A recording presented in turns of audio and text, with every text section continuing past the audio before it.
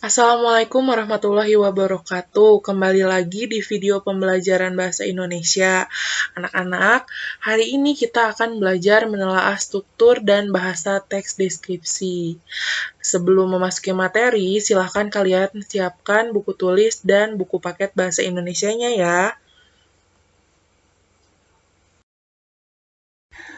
Menelaah struktur teks deskripsi.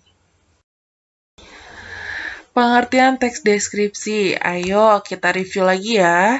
Teks deskripsi itu suatu teks yang digunakan untuk menyampaikan hal atau objek pembicaraan sehingga para pembaca seperti melihat sendiri objek tersebut secara langsung.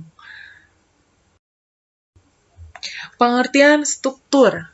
Anak-anak, ada yang tahu pengertian struktur itu apa? Struktur adalah bagian-bagian atau unsur yang membangun teks secara utuh. Tidak hanya bangunan atau rumah yang mempunyai struktur, tetapi teks juga mempunyai struktur. Nah, struktur itu adalah bagian-bagian atau unsur yang dibangun secara utuh dan runtut ya, Nak.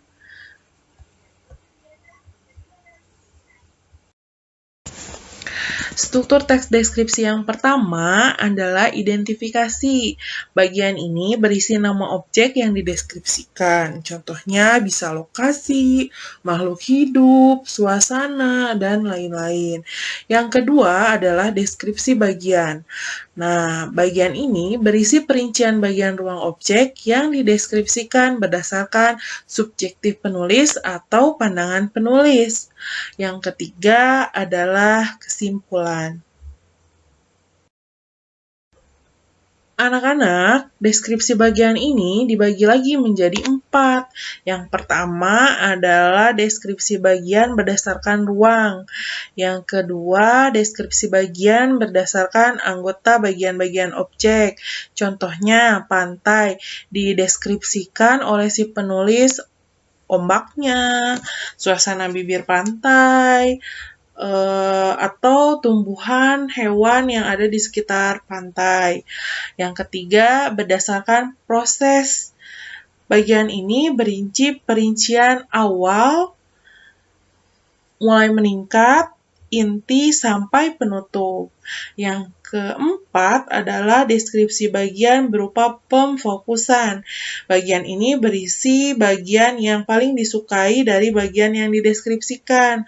Contoh, bagian yang paling saya sukai dari perpustakaan ini adalah ruangannya, desainnya unik, dengan cat cerah memberikan kenyamanan yang luar biasa pada pengunjung. Anak-anak, nah ini di layar sudah Ibu tampilkan contoh teks deskripsi dengan judul Gunung Lawu.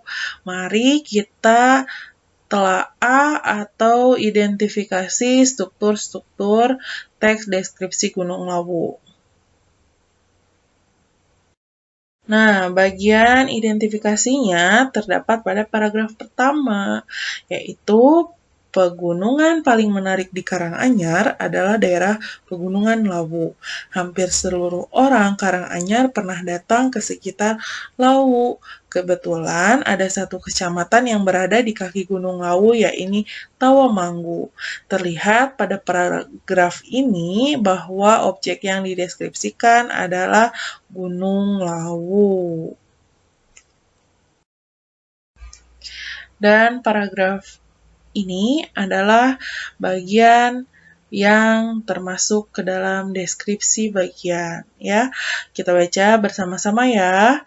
Gunung Lawu memiliki banyak penggemar. Ada yang menantang diri menanjak hingga puncak. Sedangkan yang lain cukup menikmati kopi di sekitar kaki gunung. Semua bisa menikmati keindahan pegunungan Lawu dengan caranya masing-masing. Lokasi area pegunungan selalu ramai, terlebih saat akhir minggu. Wisatawan lokal sampai internasional mendatangi wilayah ini. Keindahan Gunung Lawu memang tidak bisa diabaikan. Ketika akhir minggu tiba, akan tampak pengemudi membawa tas gunung besar berdatangan. Mereka datang dari berbagai asal.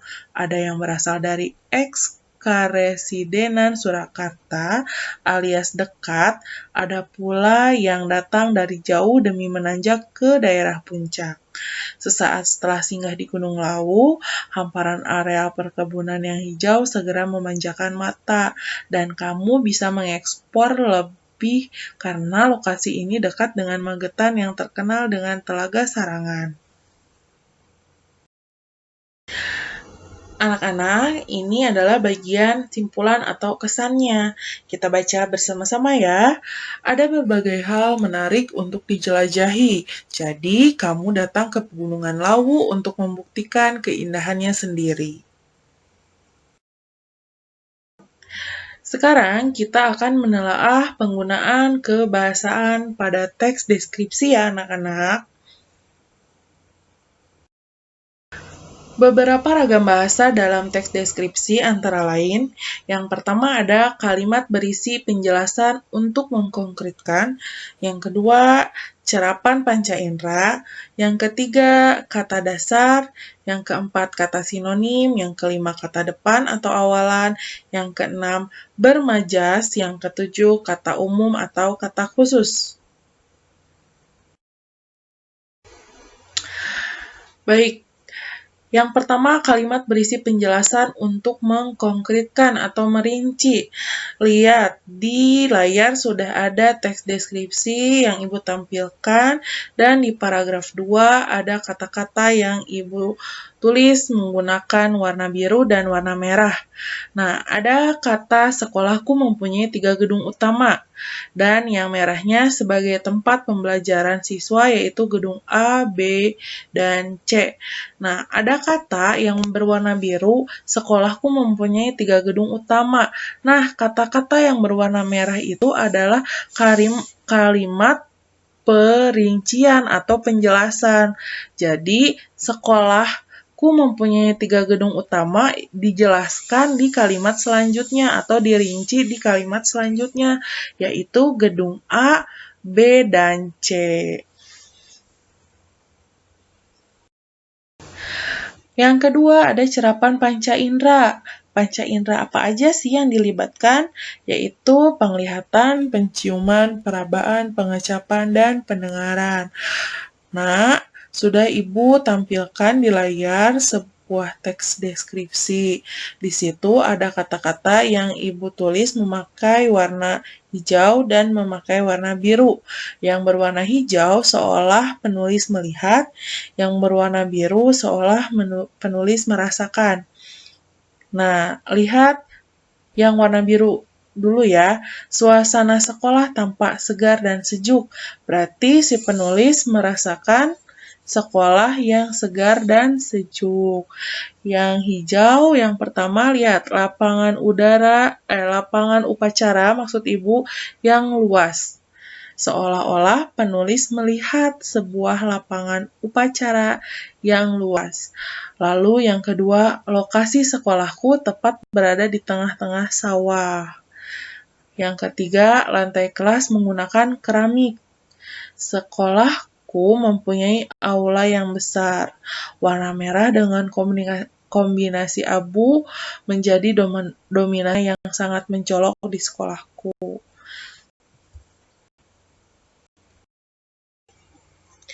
Kata dasar. Kata adalah sederetan huruf memiliki sebuah arti. Nah, kata dasar adalah kata yang menjadi dasar pembentukan kata yang lebih besar. Contohnya, kata dasar baca bisa dibentuk lagi menjadi kata membaca. Dari mana sih bisa terjadi kata membaca? Diberi imbuhan mem. Ditambah kata dasarnya baca, menjadi membaca. Yang kedua, pembaca, diberi awalan pem, dan kata dasarnya baca. Lalu bacaan, kata dasarnya baca, diberikan akhiran an. Lalu terbaca, diberi awalan ter, imbuhan ter, dan kata dasarnya baca, jadi terbaca. Lalu pembacaan, diberi awalan pem, kata dasarnya baca, ditambah akhirannya an. Jadi pembacaan. Nah, sekarang kata imbuhan untuk kata dasar yang berawalan K, T, S, P itu ada aturannya tersendiri. Penggunaan kata berimbuhan dengan kata dasar yang diawali K, T, S, P. Huruf awal K, contoh kata kemas. Jika ditambah imbuhan me nasal atau me, atau pe nasal atau pe, maka huruf K-nya akan hilang atau luluh menjadi mengemas. Kemas menjadi mengemas. K-nya kemana? Hilang. Luluh karena diberikan imbuhan me atau menasal, pe atau penasal. Tidak mengemas, tapi mengemas. Nah, huruf awal T, contohnya kata tutup. Jika ditambahkan imbuhan me atau pe, maka huruf K-nya akan luluh. Contoh penutup. Bukan petutup, tapi jadi penutup.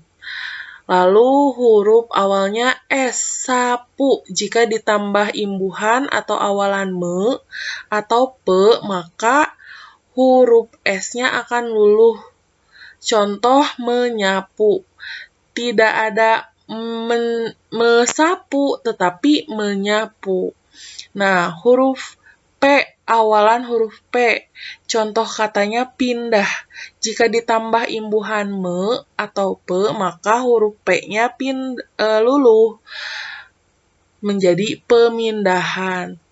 Ya, bukan pepindahan, tapi pemindahan. Huruf P-nya luluh karena diberikan imbuhan me atau pe. Pengecualian untuk kata dengan jenis klaster, proses luluh tidak berlaku. Klaster adalah konsonan double. Contoh katanya adalah kritik. Jadi mengkritik. Tetap K-nya tidak luluh, tetap ada. Karena dia termasuk klaster atau konsonan yang double. Lalu ada kata transfer. Tidak luluh T-nya karena dia termasuk kata klaster. Jadi mentransfer. Kata sinonim.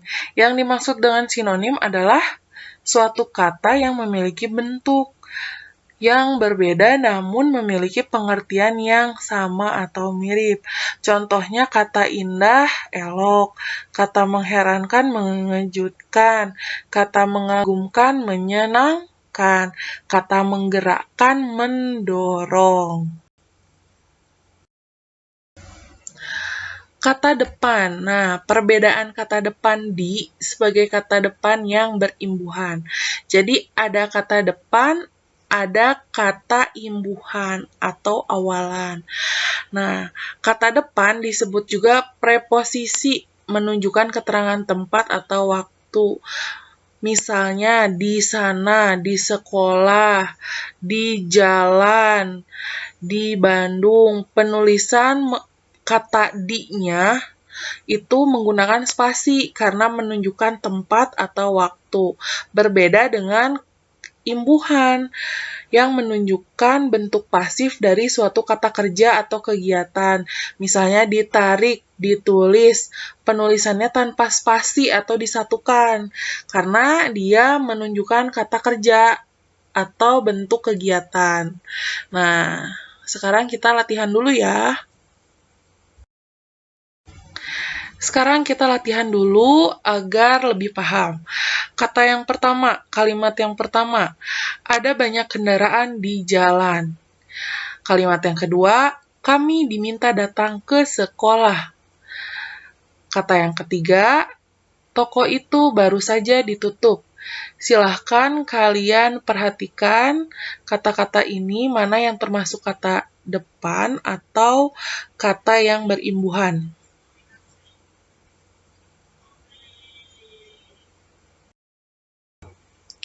Nah, jawabannya adalah nomor 1 itu salah. Karena kata di jalan itu seharusnya di-nya dipisah. karena menunjukkan tempat. Yang kalimat kedua itu benar. Dimintanya disatukan, tidak menggunakan spasi karena termasuk ke dalam kata kerja atau kegiatan. Yang ketiga salah. Kata ditutupnya itu harusnya disatukan karena termasuk ke dalam tempat. Penggambaran tempat. Sekarang majas. Majas itu adalah gaya bahasa yang digunakan oleh penulis untuk menyampaikan pesan secara imajinatif atau kias, ya. Nah, majas dalam teks deskripsi ini biasanya menggunakan majas perumpamaan. Majas perumpamaan itu dibagi lagi menjadi 3. Yang pertama ada majas personifikasi. Nah, majas personifikasi ini maksudnya membandingkan benda yang tidak bernyawa seolah bernyawa seperti manusia. Lalu majas asosiasi, yaitu membandingkan dua hal yang berbeda tetapi dianggap sama. Yang ketiga ada majas hiperbola. Majas hiperbola adalah majas ungkapan yang melebih-lebihkan sehingga pernyataan tersebut tidak masuk akal. Nah, ini adalah contoh majasnya. Yang pertama, majas personifikasi. Apa itu majas personifikasi tadi? Adalah majas yang membandingkan benda yang tidak bernyawa itu seperti manusia. Contohnya, badai mengamuk dan merobohkan rumah penduduk. Badai kan benda mati ya. Seolah-olah digambarkan mengamuk dan merobohkan rumah penduduk. Yang bisa mengamuk dan merobohkan rumah penduduk adalah manusia. Lalu yang kedua, ombak berkejar-kejaran di tepi pantai. Yang bisa berkejar-kejaran siapa? Ombak bisa kejar-kejaran? Kan tidak ya, tapi manusia. Yang ketiga, peluit wasit menjerit panjang menandai akhir dari pertandingan tersebut. Di sini siapa yang bisa menjerit? Manusia kan, tetapi di majas ini peluit diibaratkan seperti manusia bisa menjerit. Lalu majas asosiasi ya, yaitu membandingkan dua hal yang berbeda tetapi dianggap sama. Nih contohnya, semangatnya keras bagaikan baja. Semangat diibaratkan atau diumpamakan seperti baja. Berbeda kan, tetapi dianggap seperti sama. Yang kedua, muka pucat bagai mayat. Yang ketiga, wajahnya kuning bersinar bagai bulan purnama. Nah, ada ciri-cirinya nih, majas asosiasi. Biasanya menggunakan kata hubung. Bagaikan, bagai, laksana. Nah, yang menggunakan kata-kata hubung seperti itu biasanya termasuk ke dalam majas asosiasi. Yang ketiga ada majas hiperbola. Majas hiperbola itu apa? Tadi melebih-lebihkan sehingga tidak masuk akal. Yang pertama contohnya, wajahnya teduh menghangatkan hati semua orang yang memandangnya. Memang wajah bisa menghangatkan hati ya? Kan tidak. Jadi melebih-lebihkan sampai tidak bisa masuk akal. Harga sembako sudah meroket ke langit angkasa. Emang harga sembako bisa meroket ke angkasa? Kan tidak ya. Jadi tidak masuk akal. Itu termasuk majas hiperbola. Kata umum dan kata khusus. Kata umum adalah kata yang memiliki cakupan luas, makna katanya umum dan bersifat luas. Lalu kata-kata ini masih bisa dikembangkan kembali, nak. Lalu kata khusus adalah kata yang memiliki ruang lingkup yang terbatas atau sempit. Contoh kata umum dan kata khusus. Kata umum disebut juga sebagai kata hipernim, sedangkan kata khusus disebut juga kata hiponim. Nah, kata umum warna itu kata khususnya hijau, merah, biru. Nah, sedangkan jika kata hijau itu sendiri akan menjadi kata umum, bisa dikembangkan lagi menjadi kata khusus. Hijau muda, hijau tua, merah muda, merah tua. Lalu kata umum melihat. Melihat itu ada berbagai jenis, bisa memandang, melirik, melotot. Kata yang ketiga, kata baik. Baik juga banyak jenisnya, ada ramah, tulus, bijaksana. Lalu hewan peliharaan, kucing, burung, ikan. Jika kata kucing akan dijadikan kata umum, maka bisa dikembangkan lagi menjadi kata khusus. Contohnya kucing Persia, kucing apa, burung misalnya mau dijadikan kata umum, bisa dikembangkan lagi menjadi kata khusus. Contohnya burung Garuda, burung beo, burung perkutut. Ya, paham kan? Alhamdulillahirrabbilalamin, penyampaian materi hari ini telah Ibu sampaikan. Semoga materi hari ini berguna untuk kalian semua ya. Anak-anak, silahkan kalian kembali ke Google Classroom dan lihat tugas yang harus kalian kerjakan. Wassalamualaikum warahmatullahi wabarakatuh.